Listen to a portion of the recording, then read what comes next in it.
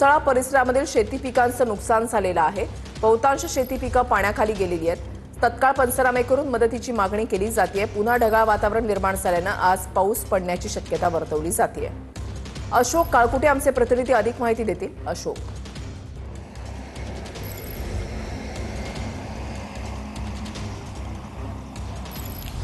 नक्कीच वृषाली, आपण बीड तालुक्यातल्या चौसाळा परिसरामध्ये आहोत आणि या ठिकाणी जर आपण हे सोयाबीनचं शेत पाहिलं तर या सोयाबीनच्या शेतामध्ये मोठ्या प्रमाणात पाणी साठलेलं आहे। अशाच पद्धतीने चौसाळा संपूर्ण परिसरामध्ये शेती पिकं जी आहेत ती पाण्याखाली आहेत आणि सर्व ही पिकं जी आहेत ती आता सडून जात आहेत। यामुळे शेतकऱ्यांकडून तात्काळ पंचनामे करून लवकरात लवकर आम्हाला मदत द्या अशा प्रकारची मागणी जी आहे ती होताना पाहायला मिळते।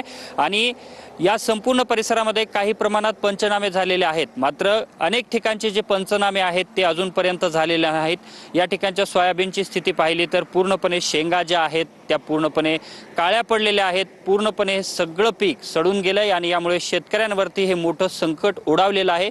दुसऱ्या बाजूला आज पुन्हा बीड जिल्ह्यामध्ये ढगाळ वातावरण निर्माण झालेलं आहे आणि आज पुन्हा एकदा बीड जिल्ह्यामध्ये पाऊस पडण्याची शक्यता जी आहे ती वर्तवली जात आहे। आणि याच संदर्भात हवामान खात्याकडून देखील आता पुन्हा एकदा बीड जिल्ह्यामध्ये हवामान खात्याकडून इशारा देण्यात आलेला आहे की पुन्हा मुसळधार पाऊस होण्याची शक्यता आहे। यामुळे आता आज जर पुन्हा पाऊस पडला तर शेतकऱ्यांची पुन्हा चिंता वाढण्याची शक्यता आहे। वृषाली, नक्कीच धन्यवाद अशोक दिलेल्या